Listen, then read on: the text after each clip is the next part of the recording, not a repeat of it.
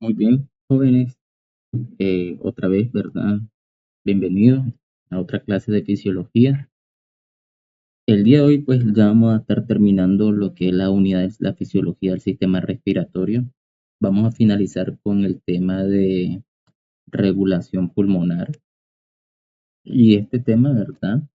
Es muy interesante porque vamos a estar hablando de algunos centros nerviosos y también de los quimiorreceptores, tanto centrales y periféricos.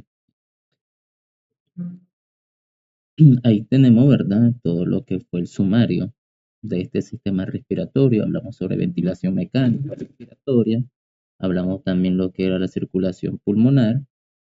Hablamos sobre lo que era el transporte de los gases. Y ahora finalizaremos con la regulación de la respiración.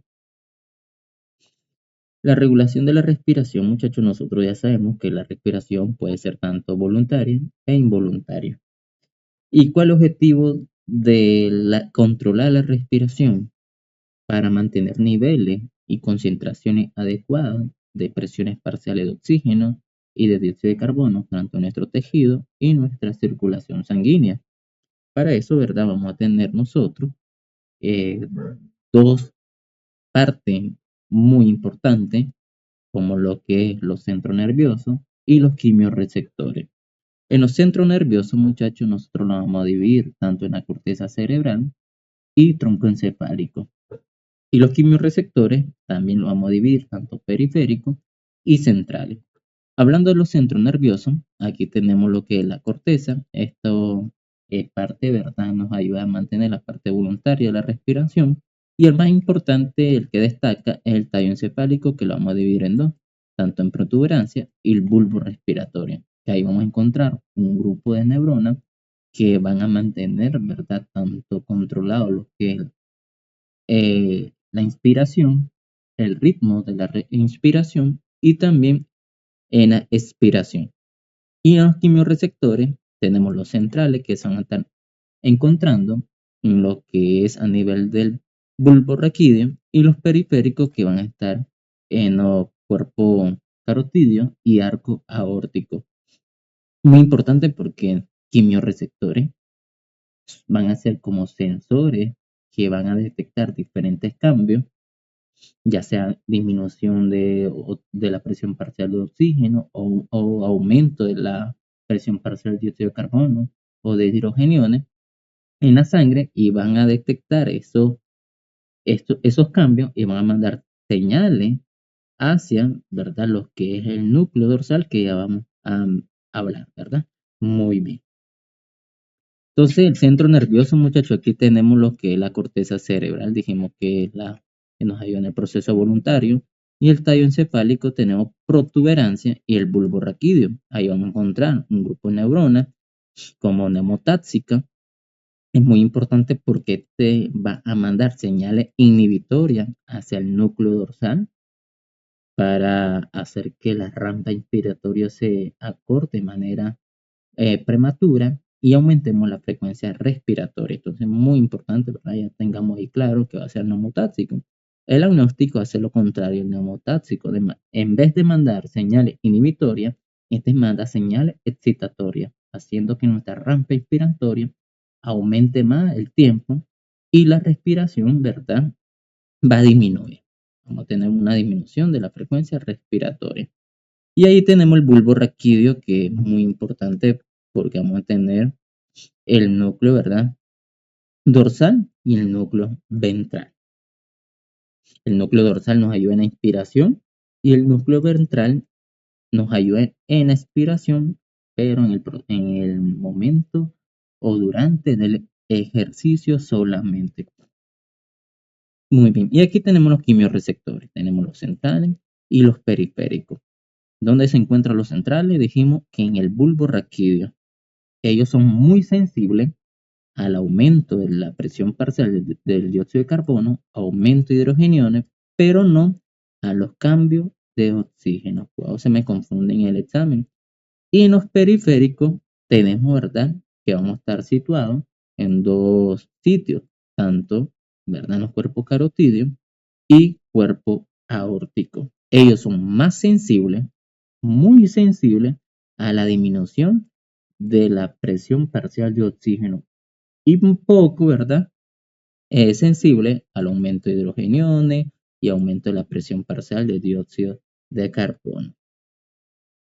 Muy bien, ahí tenemos el centro respiratorio, ¿verdad? Ahí pueden ver el mesencéfalo, la protuberancia y el bulbo raquídeo. Normalmente, chicos, pues hablamos de 4 grupos de neuronas, ¿verdad? El nomotáctico, el neopion, el núcleo dorsal, ventral, que van a controlar distintos, ¿verdad? Funciones de la respiración. En la protuberancia dijimos que se encuentra localizado lo que es el nomotáctico y el agnóstico. Ahí pueden ver, ¿verdad? En la parte superior el neumotáxico, en la parte inferior de la protuberancia, el agnóstico, y de manera lateral, a nivel del bulbo, se encuentra el dorsal y el ventral. El núcleo dorsal, chicos, se encuentra dentro del tracto solitario, ¿ya? Del núcleo del tracto solitario. ¿Qué hace el núcleo dorsal? Activa la inspiración y controla el ritmo. También recibe información proveniente de los quimiorreceptores periféricos por medio del glosofaringe y el nervio vago, que también se conoce por el neumogástrico. Muy bien. Ahí pueden ver ustedes, ¿verdad? Como el cuerpo carotídeo aquí tenemos. Ellos van a mandar las señales cuando detecten cambio, ¿verdad? Ya sea por una disminución de la presión parcial de oxígeno a este nivel, ¿verdad? Los cuerpos carotídeos van a mandar esa señal por el glosofaringe y van a entrar al núcleo tracto solitario para estimular al núcleo dorsal. Y los cuerpos aórticos, miren, por medio de quién detectan esos cambios, van a mandar la señal por el nervio vago. ¿Ya? Entonces, esto ténganlo muy bien. Los cuerpos carotídeos van a mandar la información por medio del nervio glosofaringeo y los cuerpos aórticos van a mandar la información por el vago. ¿Ya? Entonces, ahí pueden ver ustedes, ya sea el nervio glosofaringeo y este inferior sería el nervio vago, cualquiera uno de ellos dos, van a mandar la señal, van a entrar al núcleo tracto solitario, activamos el núcleo dorsal, que es el encargado de la inspiración, y a la misma vez pues van a mandar una información a través del nervio frénico que inerva el diafragma y van a hacer que el nervio frénico va a hacer que el diafragma participe en la inspiración, que se contraiga y se vaya hacia abajo, permitiendo que aumente, ¿verdad? El volumen de la caja torácica, aumento del ángulo de espacio anteroposterior, un 20% de la caja torácica, y ahí participa en el proceso de la inspiración. Y la rampa inspiratoria, que también va a controlar la frecuencia respiratoria, pueden ver ustedes que tenemos que la rampa inspiratoria tiene una duración de 2 segundos. Cuando ya tenemos esos 2 segundos, cuando vaya aquí y completado los 2 segundos, la rampa se interrumpe y viene el proceso de retroceso elástico que anda con una duración por lo menos de 3 segundos. ¿Ya? Si ustedes suman 2 más 3, 5, hay 60 segundos, 60 entre 5, tenemos 12 respiraciones por minuto, algo normal, ¿verdad? Una persona en reposo tiene una frecuencia respiratoria entre 12 a 20 respiraciones por minuto. Entonces, de igual manera, tenemos 2 segundos, la rampa se interrumpe, viene el proceso elástico y así. ¿Eh? Entonces, la rampa tiene una duración de 2 segundos. Yo puedo hacer que esa rampa se acorte de manera prematura, es decir, que pase por lo menos de 0.5 segundos, que no complete los 2 segundos. ¿Ya? ¿Y quién hace eso? El neumotáctico. El neumotáctico manda señales inhibitorias al núcleo dorsal y le interrumpe la rampa de manera prematura. Entre mayor sea ese estímulo inhibitorio, más potente, ¿verdad? Más prematura, vamos a interrumpir la rampa inspiratoria. Pero antes de eso, quiero hablarle que las rampas inspiratorias se controlan dos características muy importantes, que es el aumento de la señal de la rampa y el control del punto limitante que se interrumpe súbitamente la rampa. Ahora sí, entonces el centro neumotáctico que se encuentra dentro del núcleo parabraquial va a mandar señales inhibitorias al núcleo dorsal. La rampa se va a desconectar de manera más prematura, ¿ya? Entonces, y eso hace que aumentemos la frecuencia respiratoria. Y la persona que tenía 12, ¿verdad? Aumente y llegue a 30 o a 40 respiraciones por minuto. Entre mayor prematurez se interrumpe la rampa, mayor va a ser la frecuencia respiratoria. Y alguien debe estar pensando, si el impulso o, ¿verdad?, ese estímulo inhibitorio es muy pobre, entonces pasaría lo contrario, de 3 a 5 respiraciones por minuto. La verdad, chicos, que en este caso, pues el neumotáxico no participa mucho. El que participa más es el centro amniótico, ¿ya? El centro amniótico manda señal excitatoria al núcleo dorsal, lo que hace que la rampa, tal vez, ¿verdad? Normalmente dura 2 segundos, duraría tal vez unos 7 segundos, así, de manera ejemplo, ¿no? 7 segundos, ¿ya? Tiene mayor tiempo porque le estamos mandando una estimulación excitatoria. Entre mayor potente sea esa señal excitatoria, la rampa va a aumentar también, ¿ya? Y eso hace que disminuya la frecuencia respiratoria, ¿ya? Ya disminuyamos la frecuencia respiratoria y pasaría a lo contrario de lo que hacía el centro neumotáxico, que mandaba señal inhibitoria y aumentaba la frecuencia respiratoria. Ahora miren el grupo ventral. Nosotros ya mencionamos que el grupo ventral no participa mucho en lo que en el proceso de la inspiración, en el control de ritmo, él solo participa en la expiración, ¿verdad? En la expiración y solamente durante el ejercicio. Entonces el núcleo dorsal durante el ejercicio manda señales al núcleo ventral para que le potencie, ¿verdad? El proceso de la expiración. Ahí pueden ver el núcleo ventral. Lo que hace es mandar señales a los músculos abdominales, ¿verdad?, que van a participar en la expiración, que por tanto son músculos recto del abdomen y lo intercostal interno, para favorecer, ¿verdad?, la expulsión de dióxido de carbono, ¿verdad? Entonces, solo durante el ejercicio él se activa. Ahora tenemos el reflejo de insuflación de Erin-Brauer. Y es un mecanismo de protección que tiene el pulmón cuando hay, ¿verdad?, una sobredistensión, es decir, que tenemos un exceso de aire en los pulmones. Y si es exceso, sí, pues puede el pulmón colapsar. Pero para protegerse a eso, chicos, tenemos que en los bronquiolos tenemos receptores que detectan cuando los bronquios se dilatan, ¿ya? Cuando los bronquios se dilatan, esos sensores detectan ese aumento y mandan señales a lo que es eh, al núcleo neumotáxico, ¿verdad? Van a mandar señales y también señales a nivel del tracto solitario para inhibir el proceso en la inspiración, porque no puedo estar metiendo más aire para porque hay una insuflación, ¿verdad? Una sobreinsuflación. Entonces yo tengo que detener la inspiración. Y esto se inicia, ¿verdad? Ese mecanismo inicia cuando el volumen corriente de una persona aumenta 3 veces lo normal. Es decir, que el volumen corriente de una persona es de 500, ¿verdad? Pero ese mecanismo se activa cuando la persona aumenta 3 veces más lo normal, que serían 1500 ml. ¿Ya? 1500 ml. Este mecanismo se activa y manda señales para inhibir la inspiración y no seguir, ¿verdad?, en la insuflación excesiva de los pulmones. Ahora aquí tenemos el control químico, ¿verdad?, que ya mencionamos los quimiorreceptores. Los centrales se encuentran en el bulbo raquídeo y dijimos que no detectan cambios de la presión parcial de oxígeno solamente cuando hay aumento de la presión del dióxido de carbono o de los hidrogeniones, mientras los periféricos sí son más sensibles a detectar cambio de la presión parcial de oxígeno.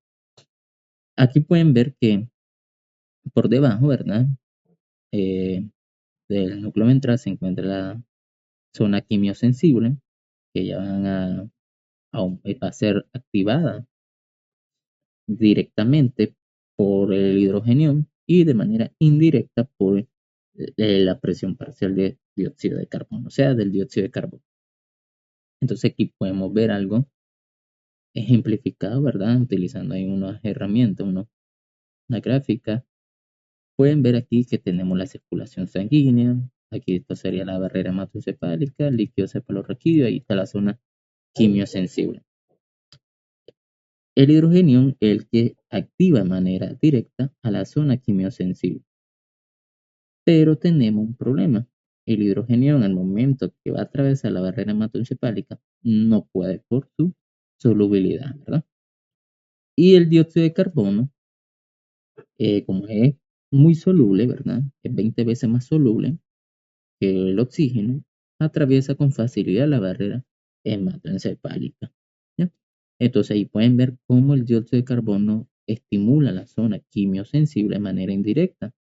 Pueden ver cómo el dióxido de carbono atraviesa la barrera hematoencefálica, pasa al líquido cefalorraquídeo, donde se une con el agua, formamos ácido carbónico, hay una disociación, se disocian por ahí a un lado hidrogenión, por otro lado bicarbonato, y pueden ver cómo el hidrogenión estimula a las neuronas quimiorreceptoras. Entonces, como el dióxido de carbono, ¿verdad?, estimuló de manera indirecta a las neuronas quimiorreceptoras. Y es por eso que el dióxido de carbono se considera como el principal regulador del centro respiratorio, ¿ya?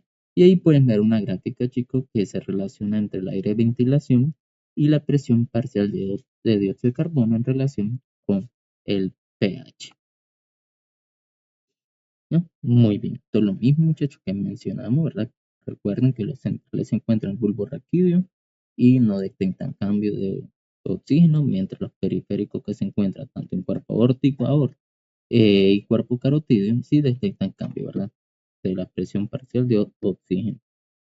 Y pueden ver que, que las señales cuando detectan los cuerpos carotídeos, esa disminución de oxígeno van a mandar señal por medio del glosofaringe y los aórticos van a mandar por el nervio vago esa señal. Muy bien. Y ahí pueden ver la sensibilidad, ¿verdad?, que se pone muy activa cuando la presión parcial de oxígeno cae por debajo de 70. Ya, ya comienzan a mandar impulso nervioso, ¿verdad? Y se van a poner muy sensibles cuando la presión baja mucho más, ¿verdad?, por debajo de los 60 milímetros de mercurio.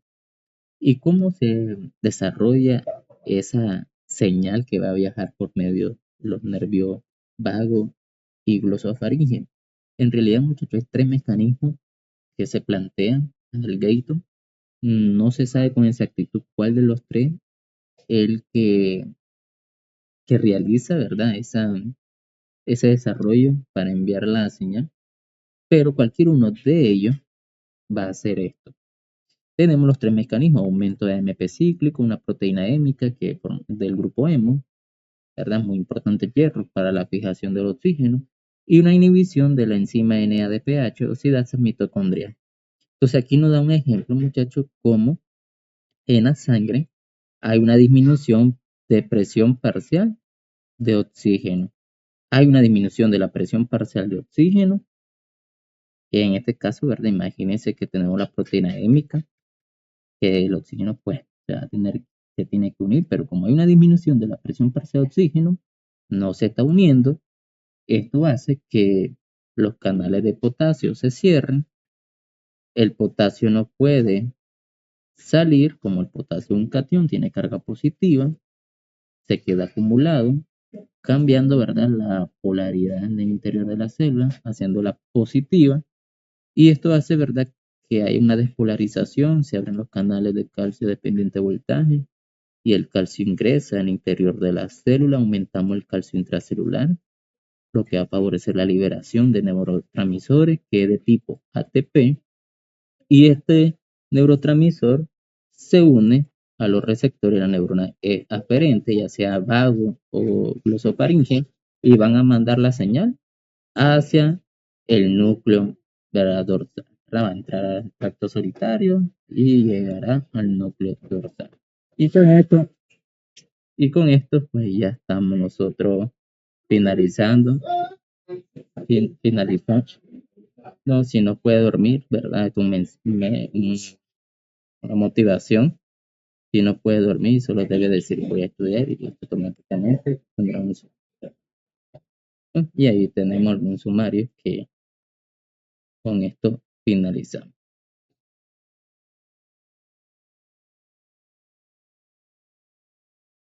Esto es muy importante que mantenga en cuenta estos términos para la clase de semiología. Entonces, muchachos, espero que les sirva este aporte, ¿verdad? De video.